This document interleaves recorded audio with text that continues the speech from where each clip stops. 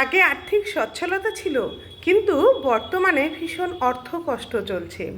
দিনে দিনে ঋণের জালে জড়িয়ে পড়ছেন তো আপনি। আপনি যা ইনকাম করছেন কিছুতেই জমাতে পারছেন না। আর দিন দিন খারাপ বন্ধু, কুসঙ্গ আপনাকে ভীষণভাবে টানছে।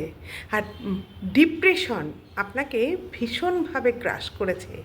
এই সমস্যা যদি আপনার থেকে থাকে, তাহলে কিন্তু আপনার উপর খারাপ রাহুর প্রভাব চলছে।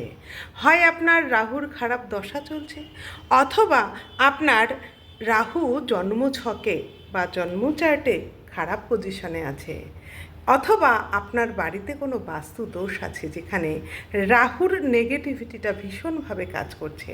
তাহলে আপনাকে কি করতে হবে, এর থেকে বাঁচার উপায়টা কি, সেটাই আমি বলবো। আপনারা সবার আগে রাহুর প্রতিকার করতে গেলে যেটা করতে হয় সেটা হচ্ছে নিজের টয়লেট বা বাথরুমের প্রতিকার করতে হয়, সেটাই করুন।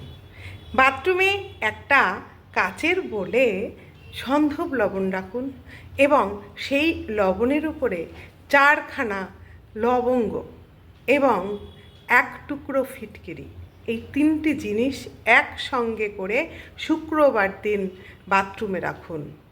প্রত্যেক মাসে একবার করে পাল্টে দিন এবং পাল্টে দেওয়ার সময় ওই বাটির লবণটা বাথরুমের মেঝেতে ঢেলে দেবেন এবং জল দিয়ে সেটা ধুয়ে দেবেন, আর নতুন করে আবার লবণ দিয়ে দেবেন।